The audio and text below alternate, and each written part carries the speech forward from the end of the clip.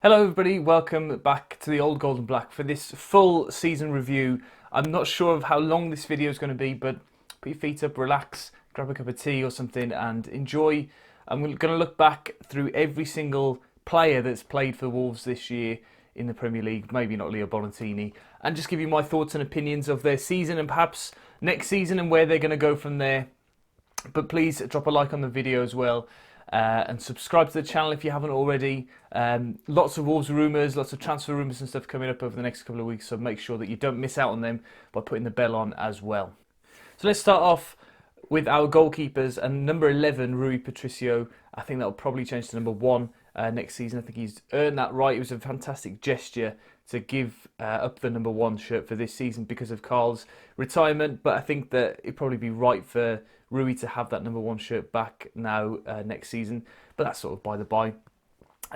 He signed last summer on originally a free transfer, but then of course with the court settlements and stuff like that with Sporting Lisbon, it was actually around about 18 million euros, which for a top class world class goalkeeper, I think is a bargain. If you compare him to somebody like Kepa Arrizabalaga, I think we've got him on an absolute bargain there. So really pleased with the fee there, but what he's contributed to the season, particularly in the early part of the season when we were adapting to the Premier League, I think he was excellent.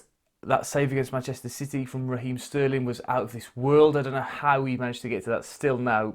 Just, he wasn't even in shot, and then all out of nowhere his fingers just tipping the ball onto the post. An outstanding effort from him.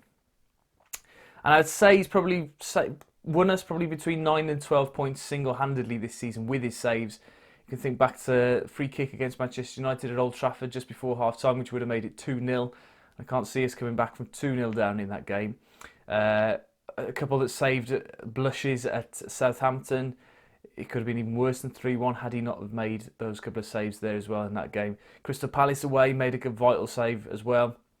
Spurs away, I could go on and on and on. He made a number of very good performances, but then he did have the odd rick in him. He's come in for some criticism as well with his distribution, which I think is a little bit of a myth.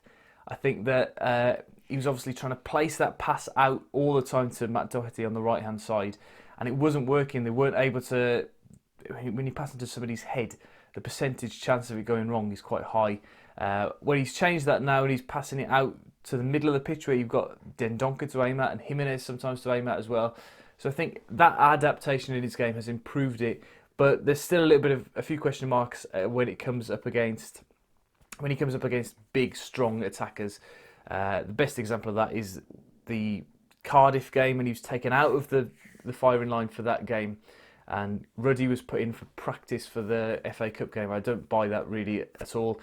I think that Patricio was at fault for some of the goals in the game at Cardiff, and that was the reason why he was taken out, to sort of have a bigger, stronger goalkeeper there. And that's something that Patricio does have to work on. Even though we've got these top world-class players, there's always something that they can do better, and I'm sure that he will get better at that in the close season. He's off, of course, with Portugal at the Nations League over the next couple of weeks, so we'll see him very soon as well. It'd be interesting to see where he sits in terms of the squad for the Europa League and whether or not he's the goalkeeper for that.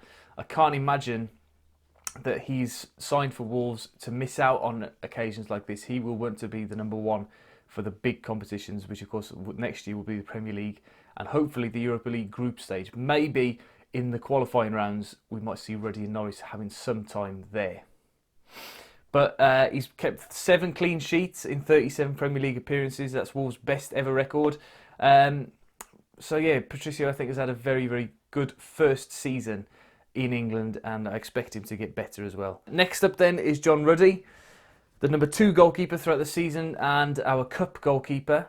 Now it's easy to just dismiss him and think, well, he hasn't played much this season, but actually he's played rather a lot of games for a number 2. Of course, he kept clean sheets against Sheffield Wednesday and Leicester City in the League Cup early on in the season.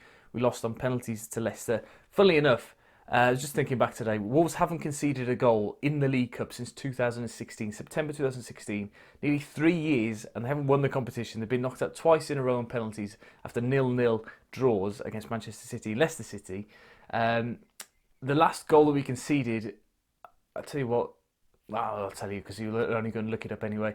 Gouffran for Newcastle United, and those two fixtures where we had to play in the league and we won 2-0, then lost 2-0 in the League Cup in the third round that game. But anyway, back to John Ruddy. He made a vital save against Liverpool in the FA Cup game in the third round at 1-1. That would have made it 2-1. You could say that he was hitting the post anyway, but I think it was a pretty good save. He then did make a couple of really, really embarrassing errors against Shrewsbury. You could fault him perhaps for the goals in the first tie. You could certainly blame him for the one that was going wide in the second leg, or the second tie, the replay, where he sort of somehow managed to parry it from being wide of the post to going in behind him. Complete, howler, really. But then he did manage to recover, kept a clean sheet in the fifth round against a good Bristol City team. I don't remember him having too much to do, but still had, he would have had a couple of crosses to claim and just calm things down a little bit as well. Didn't have anything to do against Manchester United until the very last kick of the game where Rashford scored. And then nothing really to do. Well, Wembley's a difficult thing to analyse. I know that he got some stick from it. I think you can blame him for the third goal. I think the other two, the penalty, is a penalty. And the first goal, you could argue that he should have that covered. He shouldn't be able to get the ball in from that angle. Nevertheless, they did. But the third goal, he looked tired and he just sort of threw his leg at it. Whereas, had it been half an hour earlier, 20 minutes earlier, I think he would have parried that or got down and saved it with his hands. Now, for John Ruddy for next season, it's going to be very interesting. He's 32 at the moment, and I think that perhaps going forward, he's going to be thinking of that he's probably got one last chance to be a top goalkeeper, and whether that's at Wolves in a number 2 role, I don't think it is. If I was John Ruddy, I would be thinking about moving to a team possibly newly promoted or a team that's pushing for promotion next year, like a Derby perhaps, or a Sheffield United who have come up. Just because he's 32, he's probably got one last good stint of 4 or 5 seasons at a top club before starting to think lower down the leagues. That being said, I think he's probably been tutored a little bit by Nuno in terms of coaching and management, and it may be a good idea for him to stay at Wolves and learn that side of the game, because I think he would be able to do that, to transition into a management and coaching role. We've seen how motivational he can be when he's patting everybody on the shoulder when they're coming in, and that could be a role that he might like. And the final goalkeeper, Will Norris, limited to a few seconds in the Premier League when he came on against Fulham. But he would have gained a lot of experience this year from training alongside a great goalkeeper like Rui Patricio. We've seen how much the coaching staff improve all the Wolves players as well, so he would have improved, but we haven't had the chance to see him because, of course, now everybody sort of moved down one. Ruddy now being the cup goalkeeper, Norris limited to very, very little football at all this season, with Sondergaard, the under-23s goalkeeper, playing a lot of the fixtures for the under-23s. Norris has been limited to, I think, the Checker Trade Trophy. And next season's a real interesting one for Norris. If I was in charge, I think he should be going out on loan to a Championship or League One team and learning what it's like to be a goalkeeper week in, week out. Because there's definitely a good goalkeeper in there. We've seen good performances from him last year, particularly at Manchester City away in the League Cup, where he was very good and made a couple of really good saves. But I don't see him being a Premier League goalkeeper. I don't know whether I would trust him to be a number 2. We saw how, dodgy he was at Sunderland away at the end of last season. But it'll be very interesting to see. I'm sure that he's a good goalkeeper, and but just needs to play. So moving on to our defenders, and we'll start off with our captain and leader, Conor Cody, who's played every single minute of every single game this season. That's an incredible achievement, something that's got to be applauded. However you think of Cody and whatever you think of him as a player, that's an incredible achievement, and that's something that should be recognised. He seems to have started the season really well and perhaps tailed off a little bit towards the end for me.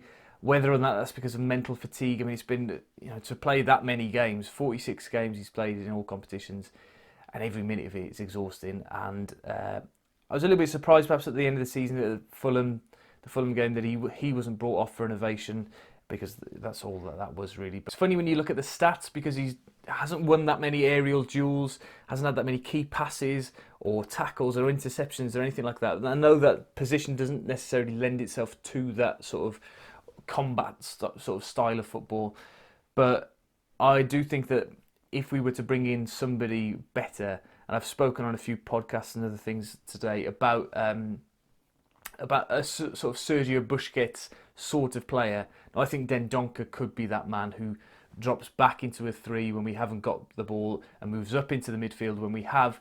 I don't see Cody being that mobile to be able to do that. His passing is quite good, and the reason why he hasn't had any key passes or things like that is because they haven't had that. He's always the ball to Doherty or to Neves or whatever it is, and then the key pass comes from that. I hope that made sense. I was sort of losing concentration then. His leadership has been fantastic this season. It's been clear to see when we've gone behind, particularly in the Chelsea game. I watched back my video from that fixture a couple of days ago, sorry, and spoke about how the goal that Chelsea scored was from Loftus-Cheek. It took a big deflection from Cody and went in, and how that he was able to just stand there and deal with it and get on with it. If it had happened to somebody else, maybe they wouldn't have been able to do that quite as resiliently as he did. Now, I do think that Wolves are going to evolve quite a lot over the next 12 months, and sitting here now in May 2019, I'm predicting that Cody's not going to be a part of every single game next year. Obviously, that would be, it's unlikely anyway for him to be able to repeat the feat that he's achieved this season, but I can see us getting somebody in of higher quality and Cody perhaps dropping down the pecking order a little bit and just becoming a sort of bit part player, or not a bit part player, but somebody who will drop in and out of the team at the expense of somebody better. I think we will definitely sign a centre back, and I think it'll be Cody who'll be dropping out for. So Willy Bolly, I think he's been quite underrated this season. I think he's been exceptional.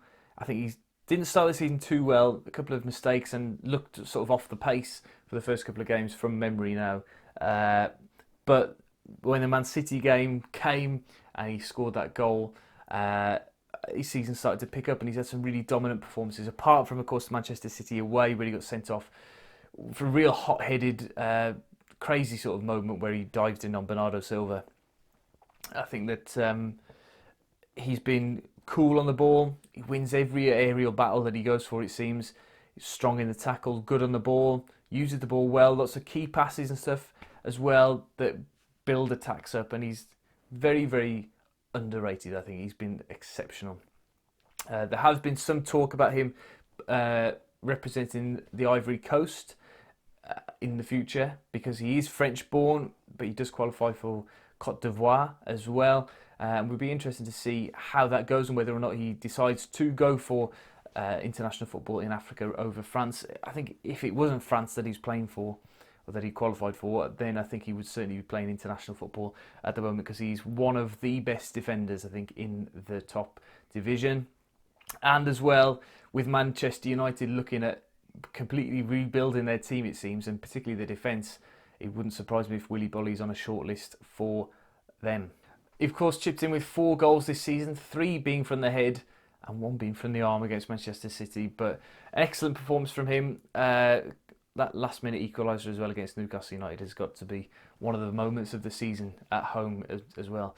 The next defender, Ryan Bennett, started the season as Wolves' most experienced Premier League player, having played 3.5 or 3 and a bit, sort of 4 seasons at Norwich in the Premier League, and wasn't actually due to start the season. The way that the Wolves were playing during pre-season, it seemed as if Saïss was going to be that man on the right of the back 3.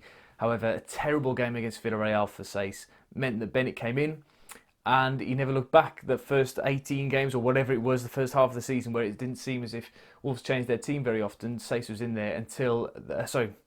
Bennett was in there until the Cardiff game, where Saïss came in and played in that right centre-back. I think Bennett was ill, perhaps. That was what the rumour was. But then it was sort of linked between the two. There were spells throughout the season where Bennett looked like he was going to lose his place, or that Saïss was going to lose their place. And it was very interesting to see that sort of battle almost between the two. That none of them could really nail down the position fully, but Bennett did so the most. I think he was very solid. The comical thing about his shirt always being tucked in, despite all these robust challenges and blocks and stuff that he was throwing himself in for, was quite funny. He's got the best win to loss ratio amongst the defenders as well.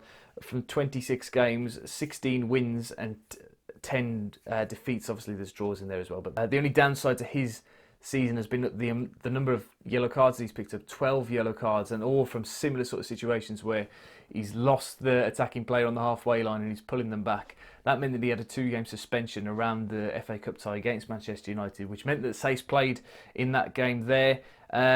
He signed a new contract earlier on this season as well, but that doesn't mean that he might not be sold. We signed him for free, of course, back in 2017 from Norwich. He's been exceptional, and he's performed well beyond his capabilities and well beyond, I think, what anybody expected him to be when he first came in. Nobody really even thought that he would be playing much last season in the Championship, yet alone be such a key part of the season this year. He's been in the press recently talking about how he wants to start next season with a bang, and I do hope that he stays in there. It's good to have British players and players who know the league really well, like Bennett does. And there was talk of him earlier on in the season playing for England, but I can't see that happening now. Although it would be fantastic for him. But yeah, Wolves could easily sell him for £5 to £10 million, and perhaps that's all profit because he wouldn't have. Well, he hasn't cost Wolves a penny. Now moving on from Bennett quite seamlessly to Saïss, who we've just mentioned there. A funny season for him because it looked as if he was going to be a main part of the defence at the start of the season, but he wasn't able to get that place, and he had to wait until the game at Manchester United to make any sort of appearance. He came off the bench in that game, and then he made a very odd appearance against Crystal Palace at Selhurst Park, where he came on as a striker for the last few minutes, if anybody remembers that. Just sort of to hold the ball up or to challenge the big centre defenders that Palace had to try and keep the ball up that side of the pitch for a little bit. He did make 19 appearances this season, but he couldn't get an extended run due to the battle with Bennett for that defensive place, or then when Dendoncker emerged in the second half of the season, he wasn't able to get into that midfield part either. So it was a very difficult season for Saïss. He did play a very important role when Bennett was suspended, as I previously mentioned, and in that quarter-final, semi-final game, he had a sort of anonymous game, didn't really play too much of a part in that. But we have seen in the past couple of transfer windows, there have been some rumours about teams interested in buying Saïss, Fiorentina being one of them. And if a bid was to come in, then I could see Saïss leaving this summer. He's had a very funny season where he hasn't really nailed down a starting place. And now onto the wing backs. Thank you as well. If you're still watching, don't forget to drop a like, subscribe if this is the first time you're watching, put the bell on, all that sort of stuff. Now onto the wing backs, and Matt Doherty, who has had the season of his life. He's played some part in every Premier League game this year, 35 starts, 3 as a sub. He's had an outstanding and real coming-of-age performance this season. 4 goals in the Premier League, 5 assists, as well as 4 FA Cup goals as well, and 1 in the semi-final at Wembley. And at last, he's broken into the Republic of Ireland team.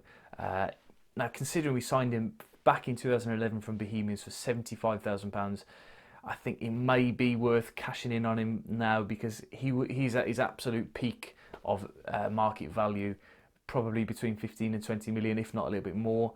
Whether or not he's going to be able to replicate his performance from this year, next year, or even better, I think he's unlikely. I did pick him to have a good season this year and improve on his goals and assists tally from last year, but I can't possibly see him doing that again. And we've been linked quite a lot with right backs as well in the early transfer rumours, so it maybe suggests that Doherty could be leaving.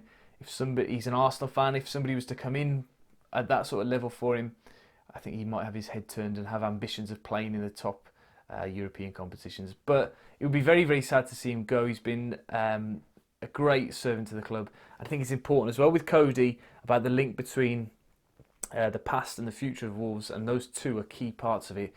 They have signed new contracts as well. Again, there's nothing really to be read into that, because it's not to do with the players either, it's to do with Wolves as well and what they want. On the other side then, on the left side, has been Johnny. Now, I saw him first time I saw him was at Derby away in the pre-season friendly, and I knew that he was a left-sided player but was right-footed, and I was very disappointed with him in that game. I didn't think that there was going to be any chance of him improving our team, or he was going to be any sort of upgrade on Barry Douglas, because he didn't have a left foot. And for me, I like symmetry, and I like having, round pegs in round holes. And we had Doherty right-footed on right side, Johnny right-footed on left side. It didn't fit for me, but the way that he reads the game and the way that he intercepts and anticipates things, I think he's better than any other defender that we've got. He's quick, he's good going forward, he's getting better at going forward, but defensively he's the best fullback that we've got at the club, no doubt about that. I can see him next season, perhaps if Doherty does go, he'll be playing right back a lot more, and Ruben Vinagre, which I'll come to in a minute, will be playing in that left back position. I don't know. I would prefer that, because what we saw, particularly this first part of the season, was that because Johnny kept cutting in onto his right-hand side, Jota was being lost out in that left wing position, and that's why we had to change the formation, or part of the reason why we had to change the formation, because of that. The only thing I would suggest that Johnny might need to improve on is his goals and assists contribution. He only contributed 1 goal. He did very nearly score in the semi-final in the first 20 seconds or so with that curling effort. But if you compare it to Doherty on the other side, it doesn't compare. And where he did score his goal was a very odd position. He sort of meandered forward and found himself in the box. It's not a natural finish. So I would like to see that improved from him. But perhaps that's because he's on this left-hand side, and if he was on the right-hand side, it would be a little bit more natural for him. He is apparently versatile enough to be able to play in the centre of the back three as well, or on the left side of the back three, sorry. So it would be interesting to see what happens next season with Johnny. I don't think he'll spend the whole season playing at left wing back. We did see him a couple of times at right wing back, but I think that'll be a more common theme next season. And the final wing back at the moment is Ruben Vinagre, who I think is the most exciting young player that we've seen at the Wolves since Robbie Keane, perhaps, or even longer than that. I think he's one of the best players. He's got the potential to be one of the best players in the league. He's been limited to the odd appearance, but we've seen him more consistently this year than we did last year. We didn't see him at all in the second half of last season after he got sent off against Swansea in the FA Cup.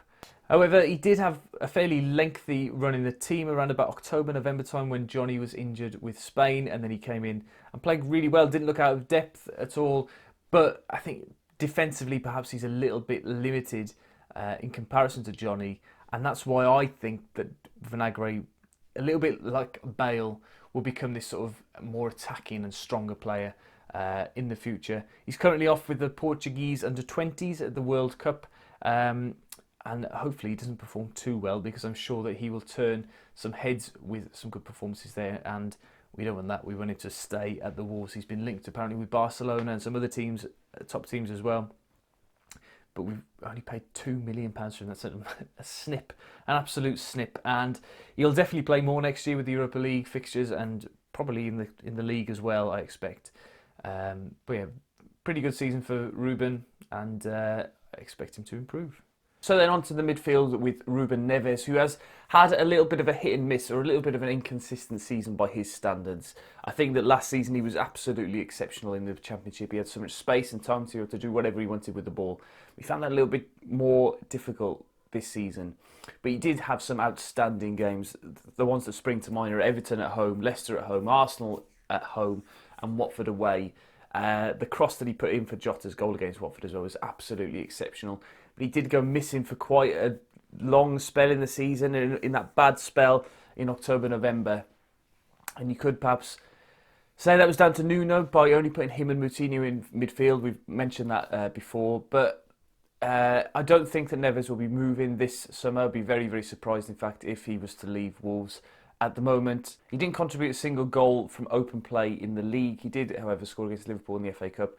I think he did find that lack of space and time very difficult to cope with as the season went on. Hopefully he adapts his game and he improves next year, because we've seen so many times how good his potential is, and he hasn't quite shown that throughout this season. But as I said, there's been moments where he's been superb. I do think that perhaps next season we might see him captain the side on a few occasions. We know that he led Porto as a teenager Porto's youngest ever captain.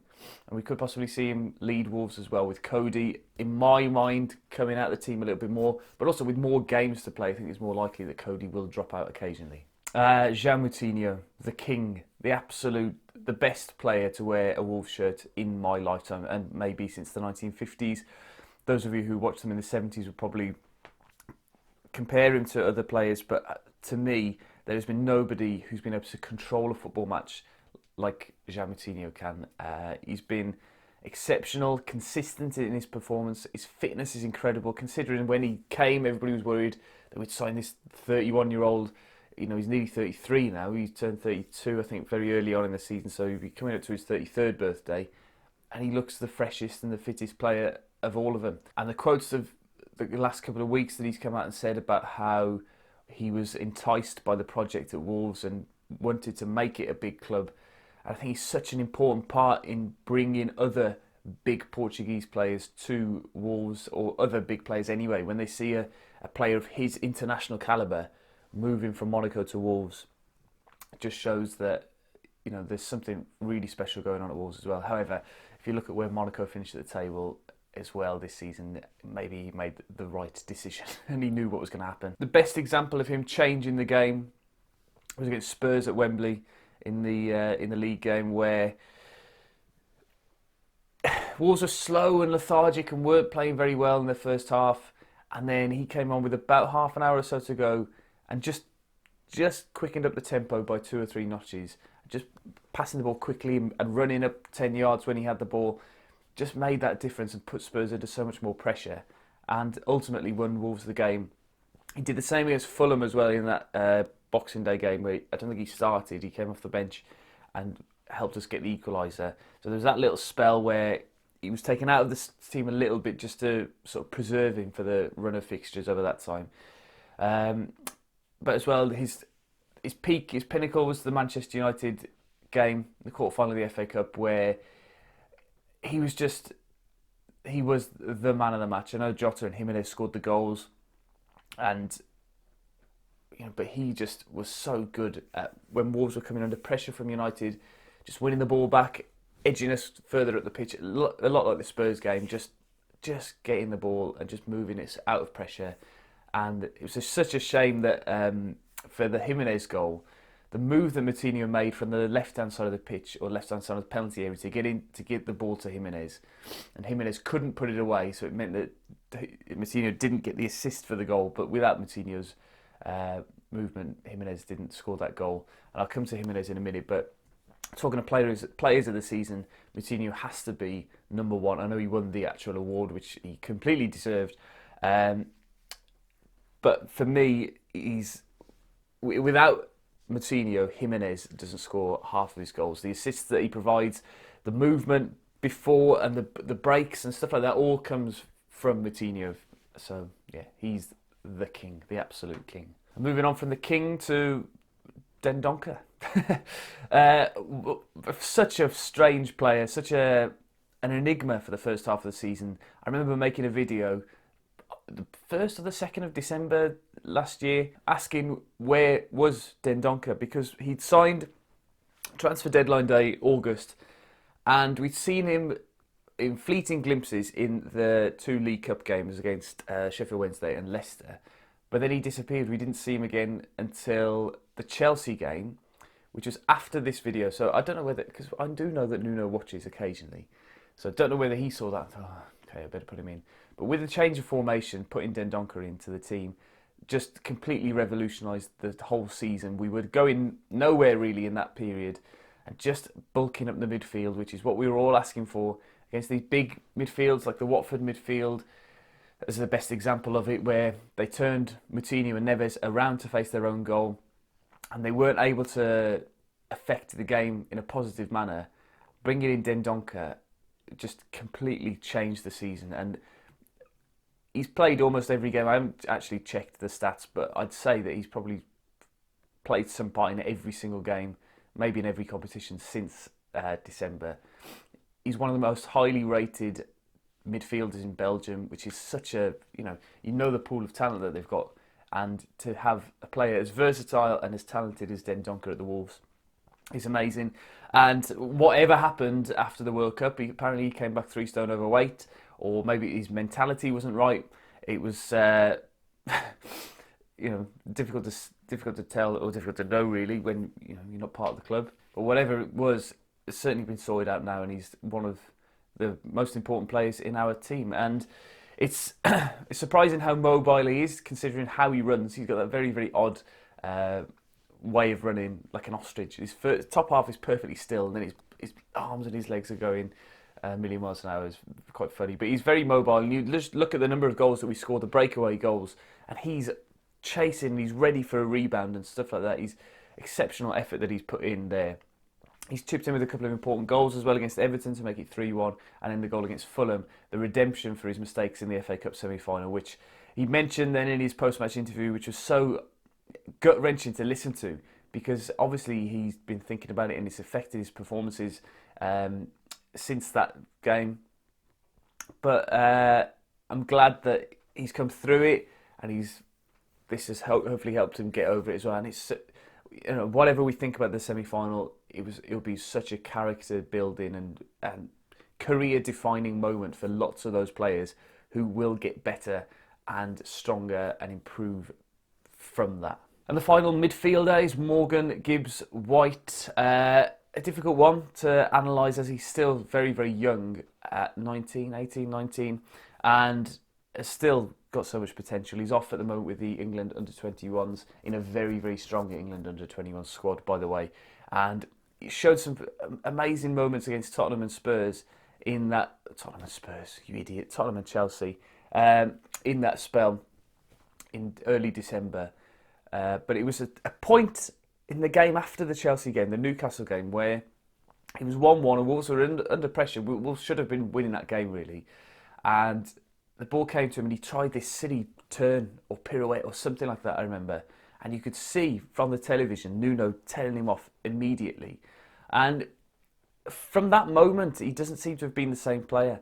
And whatever it has been that's affected him, there's clearly something that's bothering him, or that he's not playing as he did in those 2 games. And whether it's arrogance or nerves or not being able to deal with the praise from the media, I guess we'll never know. But he's got the opportunity now over the summer, under the radar a little bit at the under-21s, to go and have a really good tournament. The Wolves fans will obviously be keeping an eye on him, but he'll be off in a different country with a different manager and different team, and it'll be very interesting to see what happens to him next season, whether or not he goes out on loan to a Championship team or a lower Premier League team and plays every game of the season, which I think he needs. He needs to bulk up, and he needs to get used to playing against big, ugly midfielders. And I don't know, but at the same time, he could get minutes in the Europa League and play quite a lot of football for Wolves in all the various cup competitions that we'll be competing in next season. So it'd be interesting to see. There's been some rumours about him going to Germany as well, like Sancho and Reece Oxford. But I don't know. I can't see Gibbs White wanting to go abroad. I don't know. We don't know, but he's got such great potential. It'd be such a shame for him to not make the most of it, because he's shown some absolute class moments. Just watch that goal again. Watch Jimenez's goal against Chelsea. The way he turns Fabregas and keeps Fabregas off him before then just thinking, actually, Fabregas is trying to make me go this way, but I want to go that way. And he just goes that way. Leaves Fabregas for dead. Magnificent move. And we just want to see more of that. See, senor, give the ball to Raul and he will score. Fantastic season, particularly the second half, or particularly around the turn of the year. I think he was unstoppable. He had a very inconsistent start to the season. He scored against Villarreal in the pre-season friendly, scored against Everton with that header in the first game of the season, and we thought, oh, okay, good, we've got a player who can score. But then he struggled a little bit in that formation. It didn't suit him, being the only striker. But since they've gone 2 up front, and the way that he's linked up with Jota has been superb. And that little spell where I think he scored, was it 10 goals in 15 games, something like that? He was outstanding. But then if you think of the whole season and you take that little spell out where he scored goals for fun, he's been fairly inconsistent, particularly since the FA Cup semi-final. After that goal, he's only scored one, which ironically was against Watford again. So I don't know what that is, but he's had a long season because he played in the World Cup as well. So it didn't have very long between the end of that and the start of this season. So you can forgive him a little bit for a bit of exhaustion perhaps towards the end of the season. But he did look tired at some points, and the amount of running, and he played almost every game as well, being Wolves' only striker until January. And then everybody was talking about, well, we need to buy another striker, but the change of formation meant that Jota filled in that role, and that we didn't sign another striker, and the pressure still remained on Jimenez. But he's coped with it, he's done well. I would suggest that Wolves need another striker to supplement or to challenge Jimenez. It could be Rondon. However, with the takeover at Newcastle looking like it might happen, perhaps it won't be Rondon at that time. But Jimenez scored some very, very important goals as well.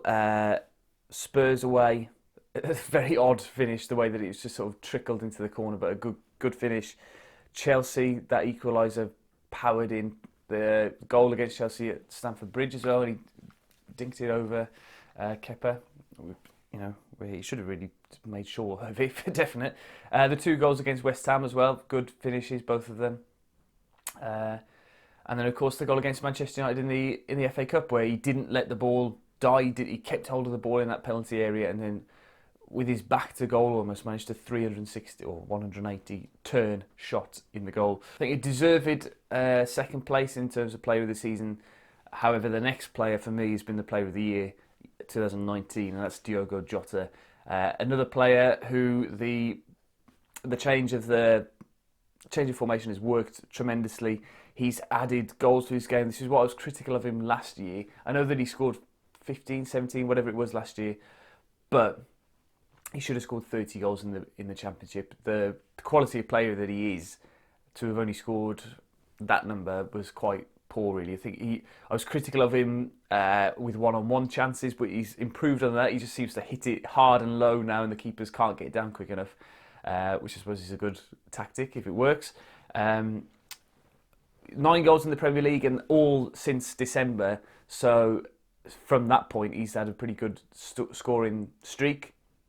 And they're all pretty similar goals as well. They're all breakaway goals where he's powering them past the keeper. And of course, he was the first Wolves player to score a Premier League hat-trick in the game against Leicester with that last-minute goal set up by Jimenez. But again, if we say that Jimenez was inconsistent, Jota was terrible in the first half of the season. I remember watching him at Leicester, and he just looked so poor. He was wide out on the left, and he was getting pushed over by Ricardo Pereira all the time, and didn't look half the player that he was the season before. And I think lots of people were saying that, if Wolves had assigned him as a new player, if we hadn't have seen him last year, we would have been very critical of him, and he might even have been pushed out or left out a lot earlier than he was. But he was taken out of the team. From memory, I think it was the Arsenal game away from home. Cavaleiro came in and ended up scoring. And I don't know, he was sort of given a watching brief. He was put on the bench to watch Premier League football and to think about how he could improve. That's what it seemed like from the fans' perspective. And he did that because when he came back, he was twice the player than he was. But I'm backing Diogo to be one of the best players in the league next year. I can see him, seriously, I could see him challenging for one of the top prizes in terms of individual awards throughout next season. If he can continue this form that he's finished the season with. He's off with the Portuguese full squad. And that's another thing that we've got to mention. I'll come to when I talk about the coaching staff at the end of the video, that we have taken players who've been under 21 internationals and we've turned them into senior, full internationals. Whether or not he'll start, because I think he's got quite a good competitor in his position for Portugal.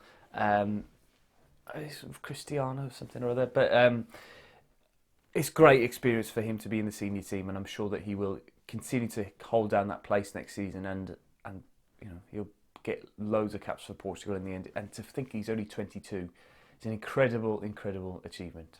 Well, the next player, Adama Traore, one of which I've been very, very critical of the last season, because he's so frustrating. So many times we've thought that he's all right, he's getting better now. He's going to play well. Oh no, he's not. He's terrible.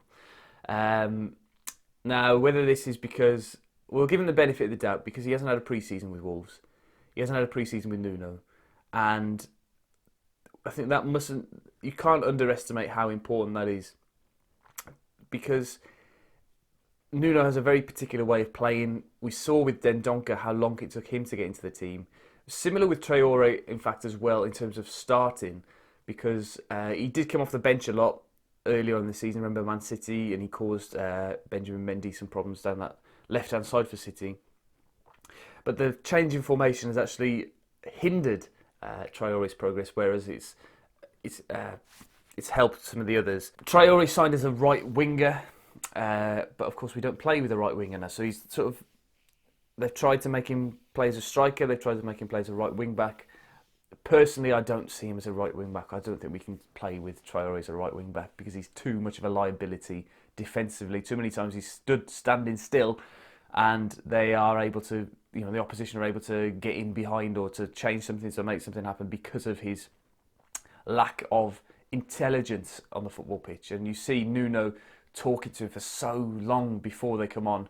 I think you've got to question whether he's got the nous to be able to play in that right wing back position. Personally, I'd like to see him playing up front and Wolves to be playing long balls over the top of defenders. The best example of that, I think, is the Arsenal game at the Emirates, where we were 1-0 up and we were coming under pressure, but we had a release. We had just Neves or Moutinho, whoever it was, just hitting the ball long, and Traore had Rob Holding falling over the place that game. So all he needed to do from that point was work on his finishing, and he'd be getting 10, 15, 20 goals a season because he's got everything else. He just needed to have that coolness and composure in front of goal to be able to score a goal. Whereas at right wing back, I think there's a lot more to work on than just finishing, because when he played, he did have a good game against Cardiff in that right wing back position, but he didn't have the discipline to stay on that right hand side and run up and down that side. When he got the ball, there was one point when he got the ball and he ran across and ended up by the left corner flag. You can't have that, because then when you lose the ball, you're one player short on this side. There's also a few times where he's had 2 or 3 players around him and he hasn't been clever enough to think, if I just get the ball out here, there's a spare man somewhere because there's 2 or 3 players on me, So he's got to get clever at that. But hopefully with the pre-season, we could see a completely different player next year with Traore, and I really, really hope that we do. So the final 2 players were the 2 stars a couple of years ago, Ivan Cavaleiro and Helder Costa. When they signed in the 2016-17 season, we thought that they were the best, 2 of the best players in the division. Without Costa, we would have been relegated. Cavaleiro last season had a really good season, but has always sort of been in the shadows of people. When they came together, Costa was the better player, but sort of Cavaleiro couldn't play without Costa. I think there was a point where Costa was injured a little bit that season, and Cavaleiro was just terrible by himself. So Cavaleiro this season, his start of the season was impacted by a back injury. He did play some part in pre-season, but missed the first 5 or 6 games up until the Southampton game with this back injury. But when he came in, he scored with his first touch, and we thought, oh great, we've got our Cav back. He's going to score loads of goals. He's going to be amazing. But he really failed to nail down a starting place. He didn't have the opportunity to really. And again, another player that the change, although the change of formation should have suited these 2, because I think they're both capable of playing as centre forwards, and probably together they probably would enjoy playing with one another. He was limited to cup appearances. He did score a goal against Shrewsbury and Bristol to put us through to the quarter-final, and then his miss in the semi-final will haunt me forever. The way he'd taken it around the goalkeeper and then tried to do a step over or something rather than just blasting it in to make it 3-3 and taking it to penalties.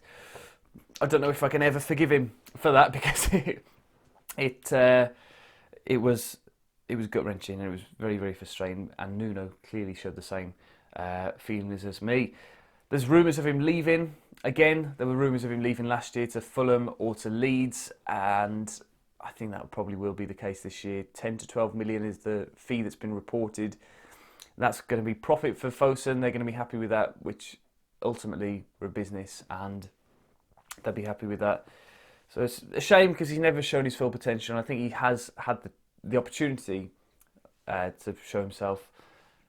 But when you think back to that Burnley game, I think of that Burnley game at the end of the season, he was terrible, wasn't he? And as for Helder Costa, he's the absolute shadow of a player that we had first 3 years ago. He doesn't. He's just. I don't know what is wrong with him. And you can't argue that he didn't have a fair go. He was in that team that played the first 12 games or whatever it was without being changed. He had his opportunities and did play occasionally well in that period. I remember the Manchester United game at Old Trafford where he looked okay. But he's gone missing since the goal he scored against Spurs at Wembley. He's just disappeared. He has not been playing for Wolves. I don't know where he's been. But when he comes off the bench with 10, 15 minutes to go, all he has to do is run and put effort in and make it look like he's trying really, really hard, but he wasn't able to do that either. And it was, I don't know, he wasn't, whether it's confidence, whether it's because he doesn't like being just part of a squad rather than the hero like he was in 2017, it's difficult to see. I don't know whether he will go or whether he'll stay because obviously Wolves are going to have more fixtures next season with the Europa League, and you'd hope that we get to the group stage, so that's another 6 games, and you would expect Costa to play some part in that, and he should be able to get maybe playing in those games against, you know, those weird teams out in Europe that we've read about now over the last couple of weeks. I think that he could get a few goals in that and possibly build his confidence up. But we're not going to make, if we were to sell him now, we're not going to get the £13 million that we spent on him back, and it'd be such a shame because he shows such potential, but he's not the player that we signed. And finally, just a word on the coaching staff and Nuno in particular. I'll start off with the physio team. Antonio Diaz and the rest of the physios have got to be applauded like nobody else. They are the best physio team in the division. Over 2 years, I think we've had something like, well, over the 2 seasons we've had barely any injuries. This season I think we had 4 or 5 injuries that kept a player out for 2 weeks or more, I think is how they judge it.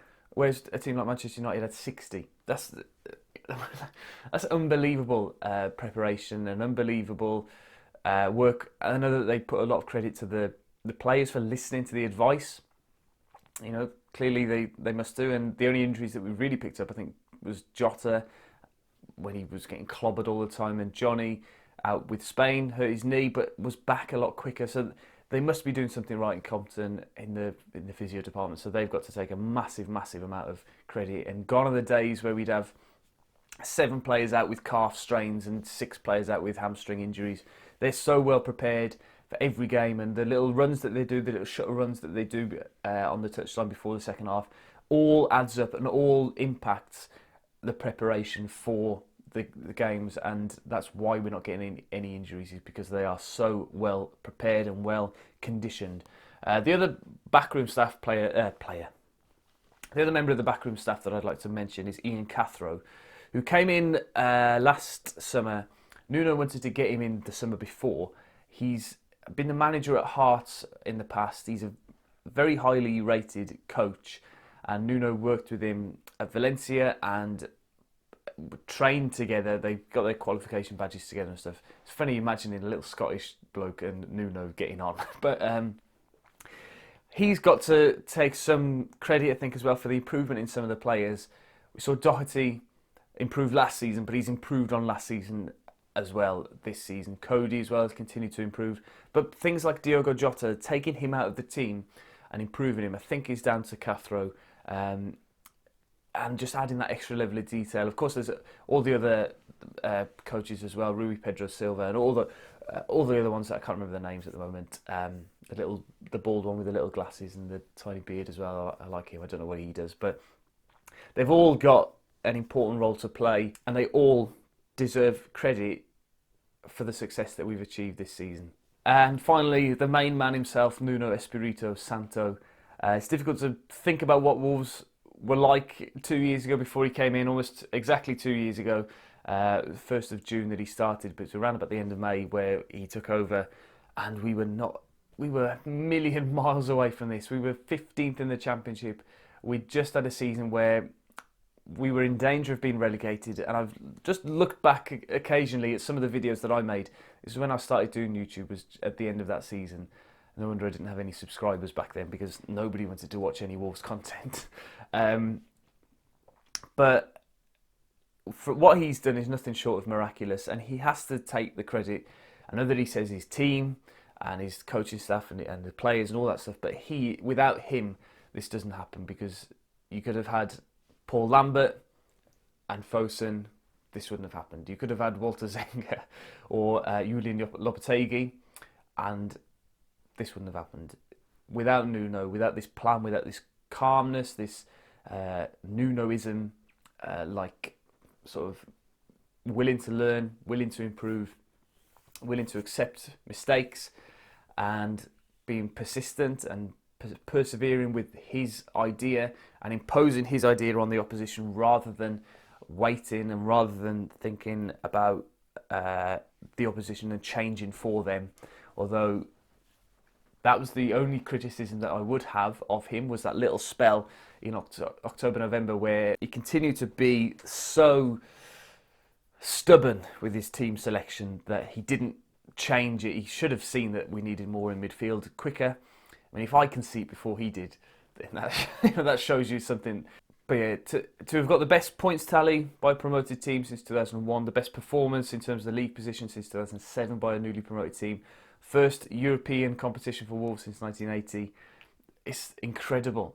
In hindsight as well, there's a couple of very good pieces of man management that we've seen, taking Jota out of the team before re-releasing him for the Chelsea game, and just a completely different player.